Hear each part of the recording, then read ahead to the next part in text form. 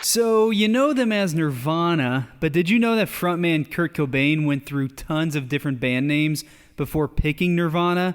Some of those names included Pin Cap Chew, Fecal Matter, Bliss, Ted Ed Fred, and even Skid Row. So you think you know Nirvana? While Kurt Cobain never really opened up about his childhood, he did claim that he lived under a bridge in Aberdeen, Washington. In 1988, Nirvana inked a deal with the Seattle independent record label Sub Pop, and they released their first single, Love Buzz, as a 7-inch.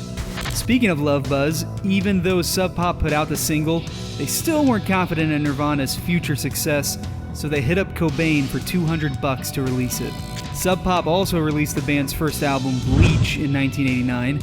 Jason Everman, who was briefly Nirvana's second guitarist, put up the $606.17 needed to release the disc. Oh, and Everman? He never actually appeared on Bleach. His time with Nirvana started after they recorded it.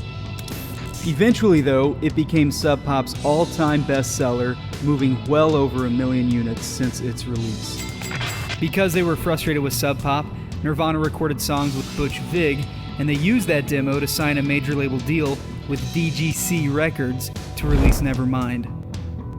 In addition to the music on that demo, it didn't hurt that Sonic Youth had just signed a deal with DGC in 1990, and bassist Kim Gordon repeatedly urged them to go after Nirvana. Nevermind spent 252 weeks on the Billboard 200 charts, and it even knocked Michael Jackson's Bad off the top spot. The album that would eventually take the #1 spot from Nirvana? Garth Brooks' Rope in the Wind. Cobain married Courtney Love on February 24, 1992 on a cliff overlooking Hawaii's Waikiki Beach, but bassist Chris Novoselic refused to attend because he was not on good terms with the bride and groom. After Kurt Cobain took his own life in 1994, Dave Grohl turned into one of the biggest rock stars in the world as frontman of the Foo Fighters. Chris Novoselic became an outspoken political and social activist.